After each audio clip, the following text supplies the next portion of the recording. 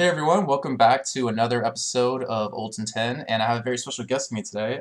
He's well known for his Singe play, he's well known for his Jax play, and he's also well known for his Troll play. So why don't you go and introduce yourself? Why, hello there. My name is Dyrus, and I play for Epic Gamer, and I currently live in the TSM gaming house as a streamer and as a person who eats all their food, so I can sabotage them in the next coming tournament plays against Epic Gamer. That was actually a couple questions if you're actually trying to sabotage them by living there and learning their strats and whatnot. No, it was just a joke. There's not really any strats to be learned, really. We've played against them so many times, there's nothing to really learn. They know what we do and we know what they do. So it's kind of like a sibling rivalry team that we're more lazy and then they're more serious into the game. One thing I want to mention that is kind of actually a big deal. I've seen a lot of teams kind of doing that. Well, every team pretty much does this. It's on blue team. If you're bottom, you can actually get those double golems and get pretty much well, you get half a level before missing a creep on the bottom. And how do you feel about that? Like, because that's kind of an unfair advantage. I know purple team can actually invade during that. If they get double golems, the both bot lane can like invade to prevent them, and if the rest of their team is there, it just comes out to like it's just a game of chess basically. The jungler can also give up their wolves for their bot lane too, but that really all depends. And this game I played with, there was two girls in this game. This was a Smurf game, but it was still pretty high elo. Um, so the way I leash these golems, is kind of not how it's supposed to go. Yeah, I believe no one's supposed to take damage while leashing those, but you still got the job done. You had a Soraka to heal you anyways, so it was all good, right? Yeah, I had to make sure she played Soraka because Soraka's the easiest hero to play. Just gotta make sure she presses R during the fight and we'll usually win. Now, I want to talk about, well, you're playing Graves here, which is a really strong AD carry in my opinion, against an Right. Ashe Janna. And you have a sustain lane, and they have more of a, well, escape lane, I guess so to say. I mean, they're really hard to kill once Janna gets, her knock up and her slow and even her ult. What's your kind of goal during this phase? Is it to, like, kind of farm, kind of push Ashe out of lane? My goal was to just push the lane once we hit three. Like every time as Soraka, if she has a heal for you, you can play aggressive and take damage and make use of that heal. And when you push out the lane as Graves, it forces them to last hit under the tower, which is something you don't really want to do. If you ask all the AD carries, like double lift, the reason for pushing so hard is so you have like the advantage. You have dragon control, bottom lane control, and when you have Soraka and Graves, you have an unlimited and health and mana source. So since you're against Ashe Janna, they do hurt a lot for a little while, but you just back off and heal up and just keep pushing at them and until they like run out of HP pots or like just just sustain to Right. keep them in the lane. And when you push them to their tower and their Ashe isn't there to CS, they're slowly falling behind. And And what's really nice with Graves is that your passive kind of makes you like a little tank down there for any harass they do throw at you. right.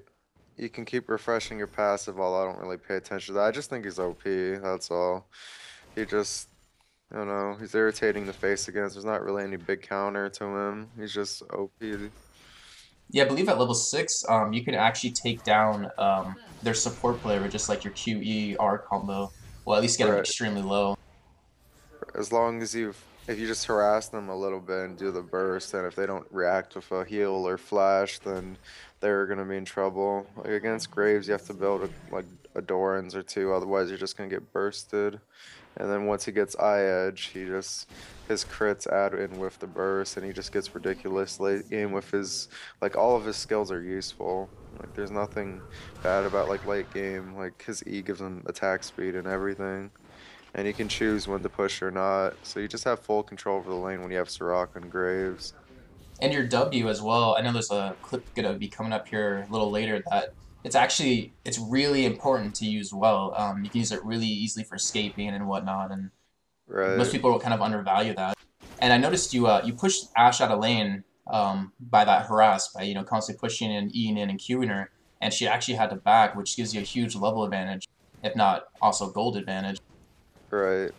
As long as I'm out last hitting her, I don't need to force anything.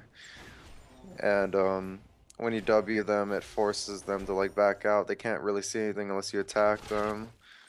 And if they're low, you can just keep pushing. And I didn't really drink my health pot, but actually I didn't even need to because that Soraka and Ashe went out. So when your lane's pushing and their Ashe is back at town, you want to push it and like make sure she loses as much CS as possible so she can't carry.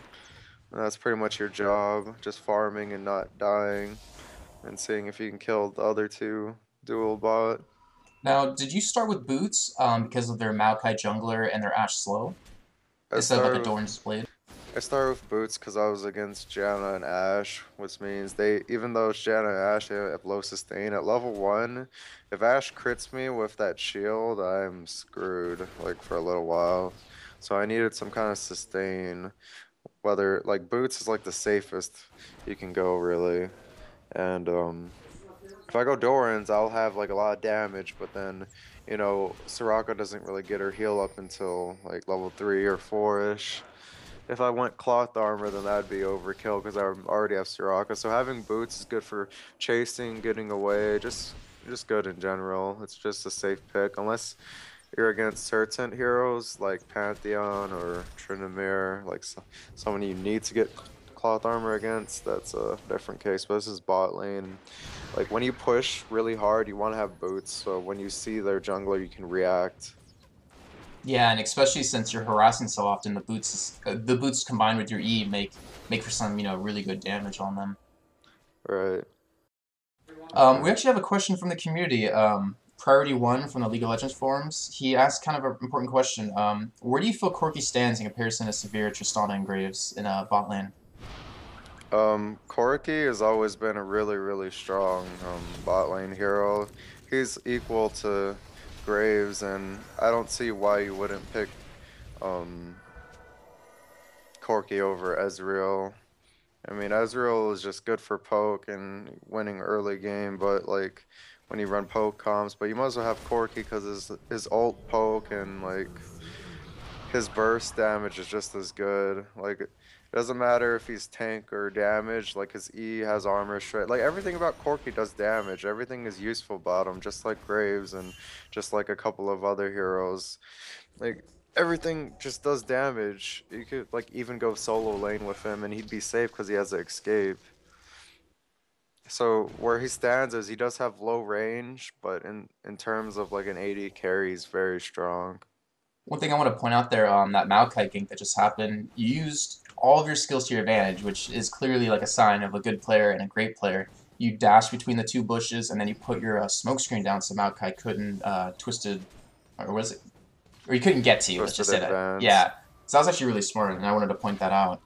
And also, I want to point out CS. You've been talking about how you've been pushing lane, trying to make Ashe farm under tower, less under tower, and you're currently at 90, and she's at 43. So that's a Right. huge advantage for you. What she needed to do was build the Wriggles and like against Caitlyn, against Graves, against certain heroes, you need Wriggles to sustain your lane, especially if you have a Janna. Wriggles is best used when you have a Janna. And just pushing the lane like with any hero, like it requires you to like it's less pressure to CS. And this game there was two girls in the game, so I felt like I had to really carry hard. So I pushed as much as I can to take as much pressure off of my teammates from their jungler. But their jungler only came bot like once or twice. And I felt like even though I did use all my skills there, but there's no one to really follow up with. So it was good usage of skills. It's just Ashe and Janna weren't there to follow up. One thing I want to point out here is something I talked about in the last game with, or the last video with Matt, is that you're keeping the creeps off the tower, so you can kind of keep your lane, I guess, pushed a little towards you while waiting for your Soraka to come back, and as well not missing that CS. That's Right. something really important that I believe a lot of people don't do. When my Soraka's in there, I'm kind of like at a disadvantage. And I've done this before where like even if my Soraka's not there, or my support's not there, I just push the lane anyways, I get ganked and then I die. Um That's really important if you don't have like a extra like mobility skill on your hero. But now that she's here, I can like push up. And the reason for doing that for freezing lane is right now I just denied her the big creep, which is important in every lane. You want to play aggressive. If you are pushing your lane, you want to try and play aggressive to deny like any CS. Um, Okay, well, I yeah, I know kind a of lost Maokai track. gank is about to happen, and what you do right here is actually really smart. You kind of stay committed, as you'll see here in a couple of seconds, to kind of bait them in. Because if you look at Nocturne, you notice that Nocturne's in position to counter gank, so you try to keep that Ashe and Janna engaged on you. Yeah, I'm just trying to do as much damage as possible, waiting for Nocturne to come in.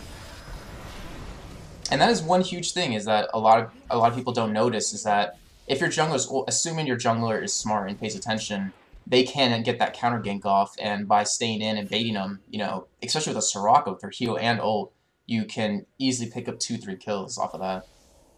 Alright, we were already winning the lane, so I figured if I could just do as much damage 2-on-2 and let Nocturne come in, then it'd be like an even better scenario. And since we do have Karthus and Soraka, we have, in all scenarios, we have an advantage globally. One thing I want to talk about is your items. You had a huge chunk of money with all that CS going back, and you picked up a BF sword, Vamp Scepter, and a dagger for attack speed for your Berserker boots. Were you thinking about going a Bloodthirster for like the extra sustain and extra damage, or were you heading straight towards an IE, which you end up picking up? I always usually pick up IE on 80 carries. What I've learned in the past 2 years of 80 carries is that you can pick up a Vamp Scepter while you build up IE and have like you just have a Vamp Scepter, you have your Berserker Greaves, you go Infinity Edge and a Zeal, and usually like that output just seems really effective. And I don't really build Bloodthirster first like a lot of players do. I like to build IE just because of the damage.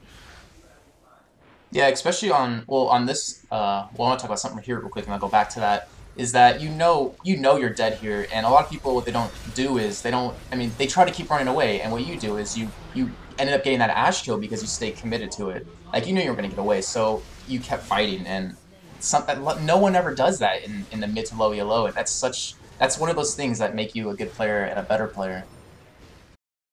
And also, one thing I wanted to point out about the IE is that they're a really squishy team. I mean, Akali, well, I've seen what she builds late game. She didn't even pick up any armor, and of course, the Ashe doesn't have a Wriggles to counter you at all.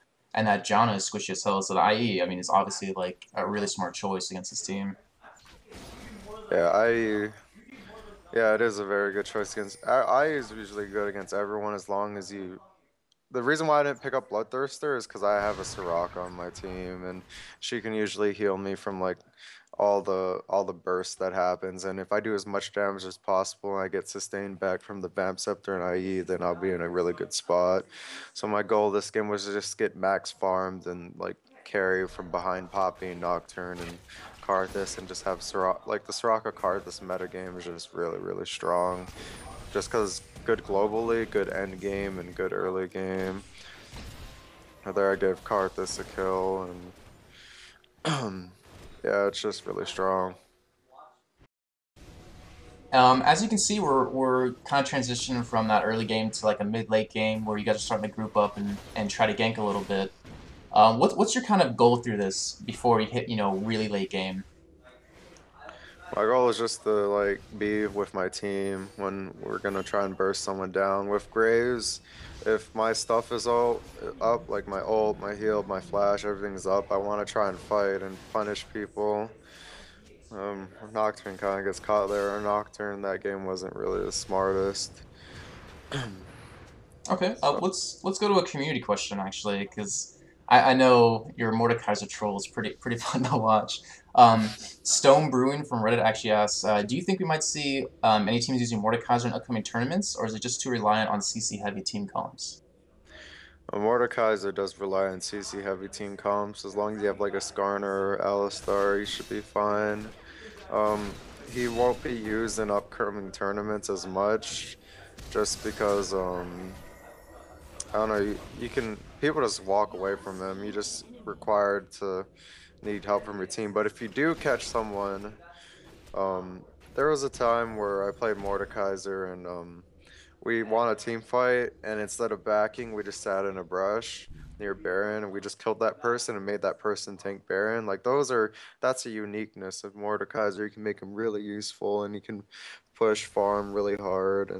But if you farm your jungler raves too hard, then your jungler might be a little gimped. But in most scenarios, it'll be okay, because you'll just carry them anyways. Although you can't won't be the first one to walk into team fights. Preferably, you want to just be in the brush and just one shot people On or this, burst on, people down. or I'm sorry, on this dragon fight here, you do something kind of smart. You see them coming in, but you kind of stay to try to steal that dragon, which you actually do. And unfortunately, I believe 3 of you guys died, but you still escaped getting that dragon, which I wanted to point out. I mean, you had no reason to leave. I would assume most people would just flash out or E out. I mean, right when they saw the enemy team coming, but of course you stayed just to make it worth it. Yeah, I'm just trying to do as much damage as possible before, well, without getting caught. Right here, I think. I don't get caught.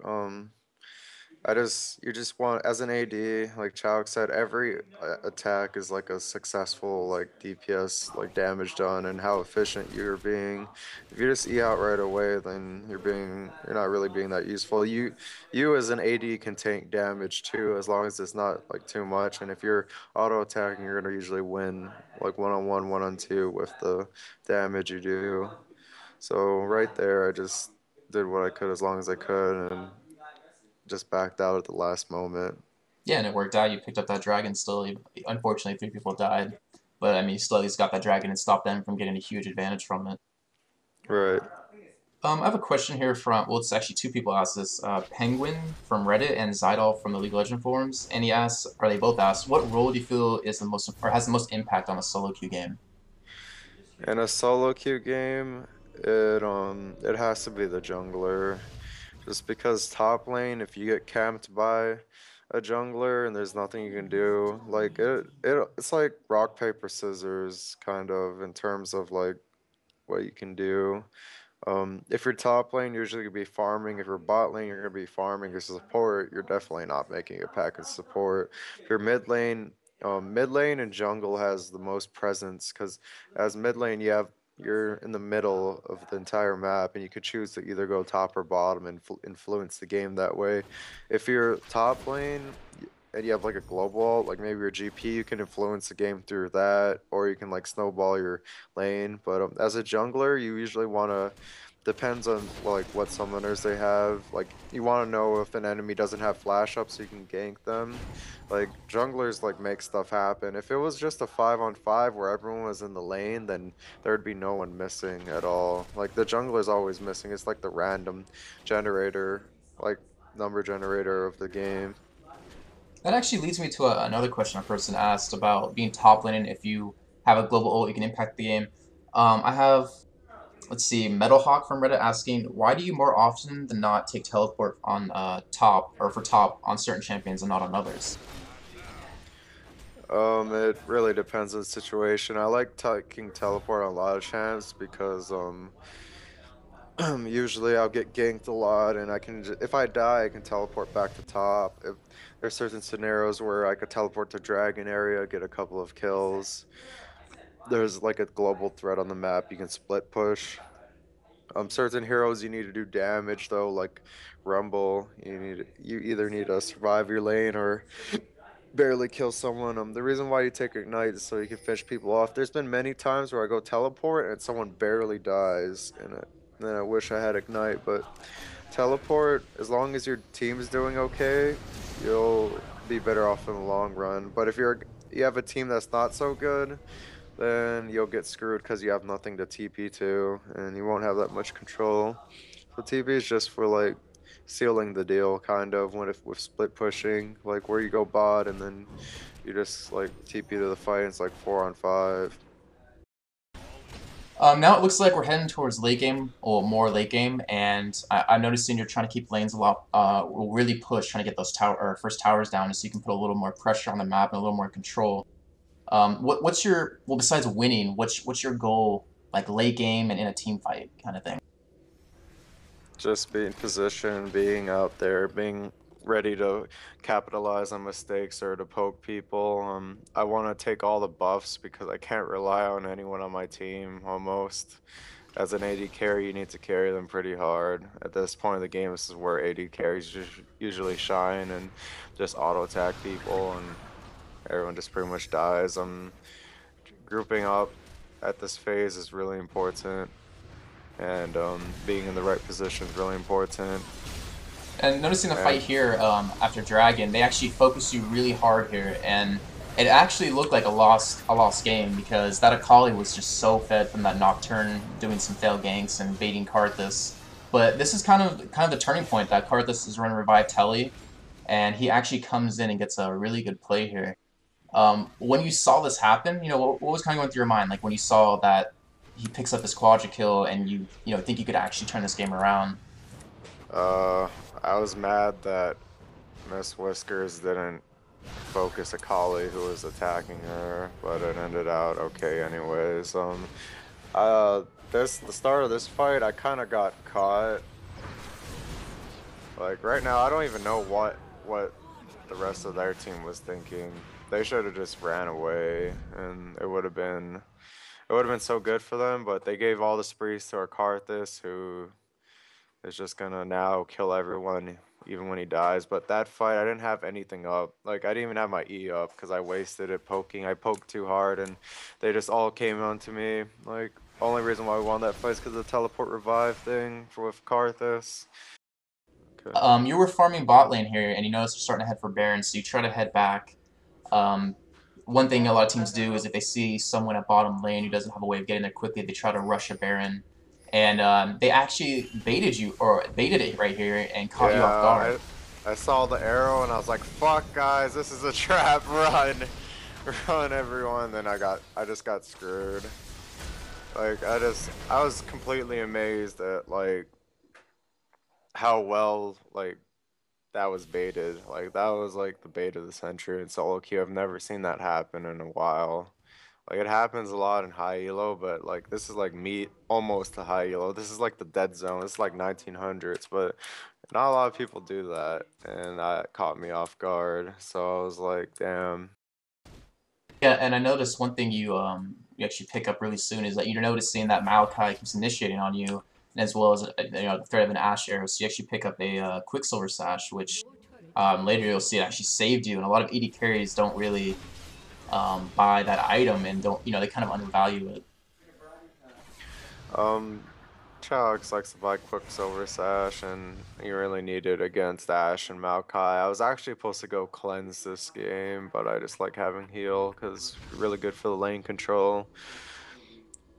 You actually notice the heal with Soraka heal kind of the amount of bait you can do with that is pretty ridiculous. It's really high, and the amount of damage you can output before you die is really good. And it's actually not bad to have like for team fights. I mean, even if you're not spec'd into it, it's still a nice little oomph to give your team during a fight, especially. Well, their team would need it since you guys have so much AOE, but still. I actually am spec'd into it. I do a lot of weird stuff that just gimps my gameplay. And yet it still works. This game I had like the weirdest runes. I had like flat armor, flat MR, which is fine, but I had like I have 15 armor pin, which is fine, but I have 2 health points and a critical chance rune because I don't have enough IP. Wow. I was to say, damn, that's like a whole new level of troll just going runes that completely don't even help you. Well, not Yeah, completely don't, but you know. the critical chance is actually okay sometimes. I just rather have armor pen or physical damage And overall. you know they have Baron here, and you know that it really was mid, and you end up seeing a little bit that the rest of the team is bottom. And what you're doing, I think, is really important, is that you're trying to at least still get towers, still pose some kind of threat to the other team. Is this something you normally do? Like, I mean, I'm assuming since you have the game awareness to do it, you feel safe enough to push out this far. We have Karthus to stop the pushes, and if I see a certain amount of people on the map, if there's only 2 of them coming after me, since I'm like really far ahead still, even though I made all those mistakes, I can still 1 versus 2 people. Yeah, they had 2 GAs here. This was like the biggest fight. Like, I don't even know. I don't even remember what happened, but they had two GAs and their victory was pretty much assured with Baron. And the fact that top lane and like mid lane was farms is crazy.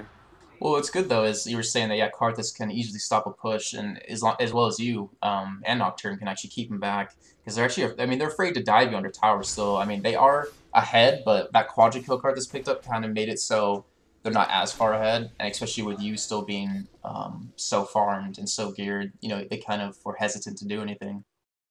Yeah, I was playing an AD carry. Do you tend to typically attack the people who kind of come at you? Like, for instance, tanks are usually in front, so do you kind of hit the closest target, or do you try to play kind of like a little AD assassin where you try, if you can, catch one of their squishies off guard and try to kill them really quickly?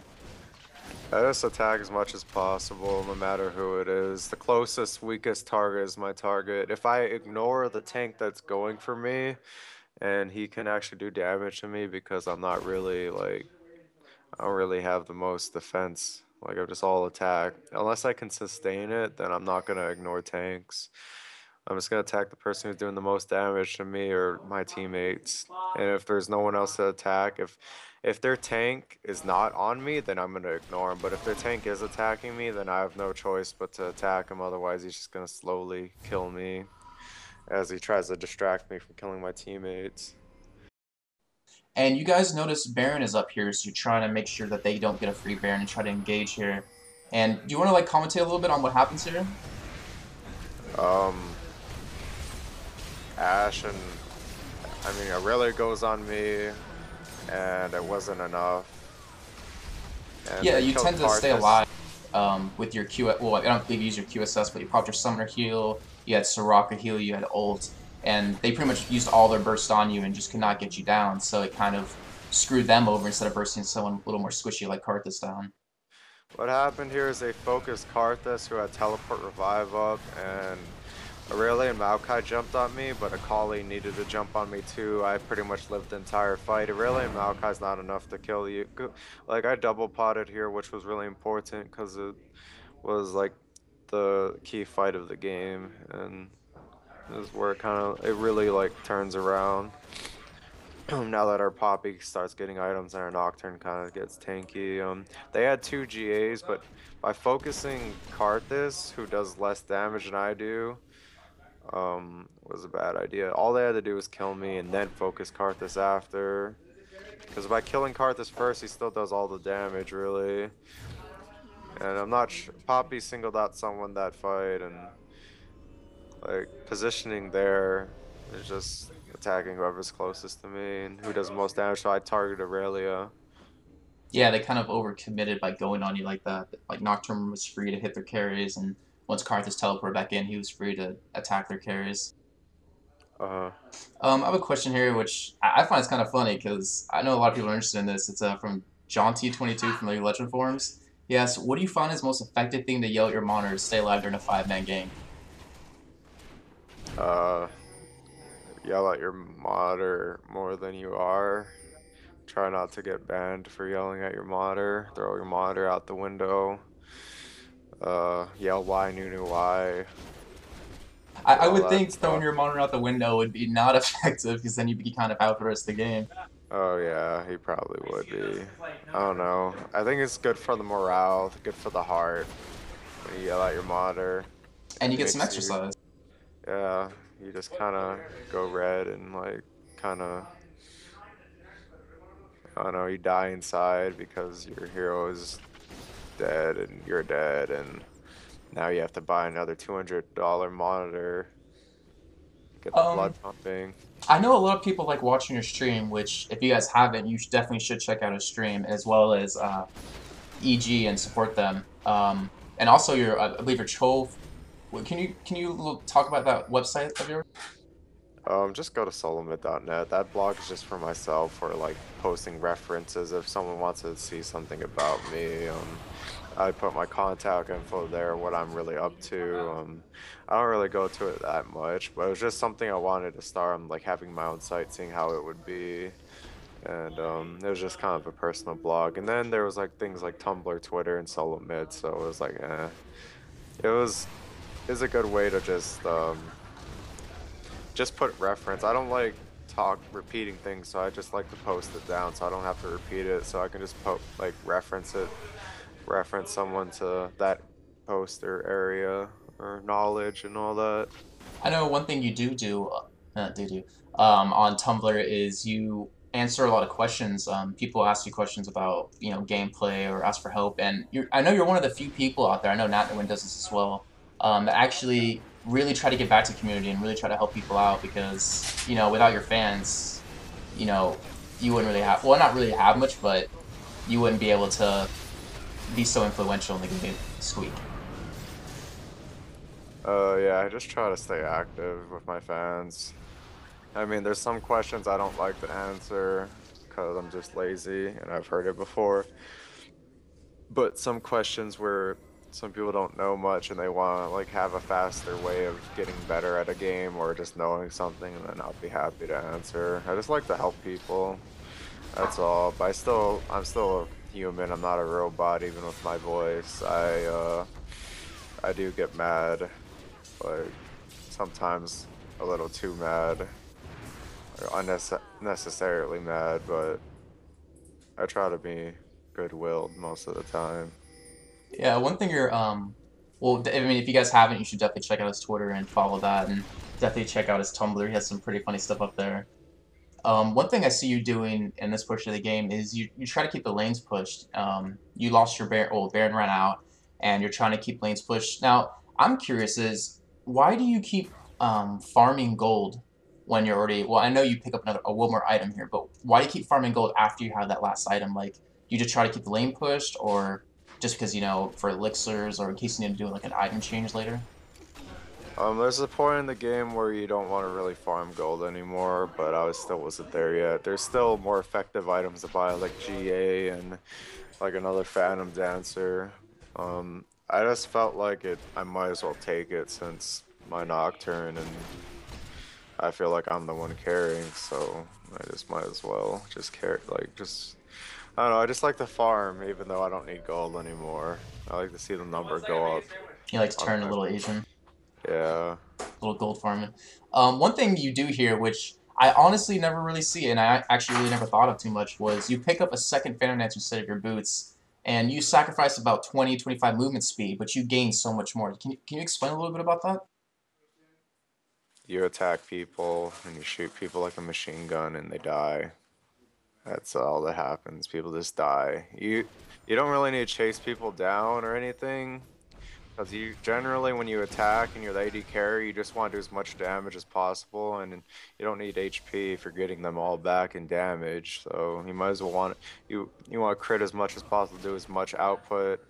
Um, you want to be careful still. They need to focus you, like burst you down, otherwise you're just gonna kill everyone because you crit pretty much at every hit. Um, I didn't buy green pot because I already had a lot of crit chance and I didn't have enough gold. Basically, when you're attacking, it's gonna come down to who does more damage. So you don't really chase or need to run or anything. You're not gonna be running most of the fight. Mostly gonna be attacking. So. Um, You'll see here in a little bit what double Phantom Dancer does with full out build. And I still kept the Quicksilver Sash because of Ash, because if I'm stunned then I'm not doing damage, so I might as well have QSS. Yeah, one big thing that makes you not makes you a better player, but separates the skill level of players is that you lost your boots, you lost a little bit of mobility, but you already know positioning so well that you can afford to lose that extra mobility since you will be in the right position for the fight and you will just shred their team.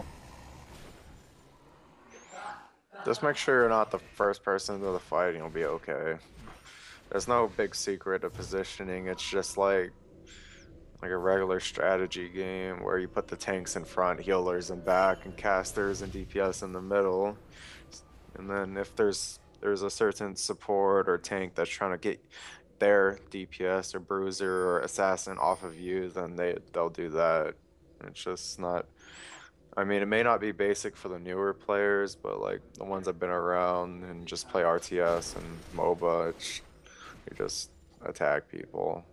I mean, there's not much to say about it. There's no special like follow the leader formation that makes you godlike and kill everyone. And I mean, unless you throw a cart this wall and stand in line like by it, then I don't know.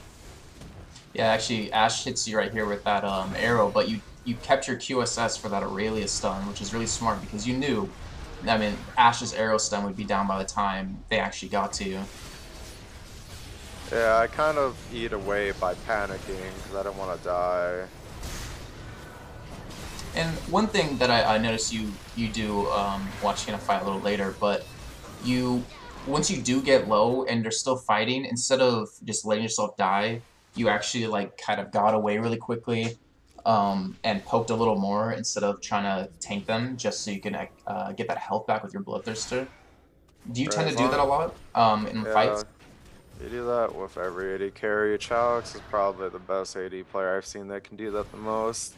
Because when they have a stun, if they don't have any stuns or CCs up, and you can just stand behind your team and do damage like a turret or something, then I don't know, just do it. I mean, there's no point of sitting back and standing around and doing nothing. You might as well just be attacking. Yeah, we saw right there how much double Phantom Dancer just destroys people out Janna, like Oh 4 or 5 yeah. hits and almost died. Well, this is actually the end of the game here, you guys. You guys turned it around thanks to that Karthus quad and your knowledgeable play and your ridiculous items. I'd just like to thank Dyrus again. Make sure to check out his Twitter, Tumblr, check out Solo Mid. Make sure to check out his stream, of course. Is there anything you want to say before we cut out? Um, just have fun and don't do stupid shit. All right. Well, thanks again. Thanks everyone for watching. Really appreciate it, and have a good.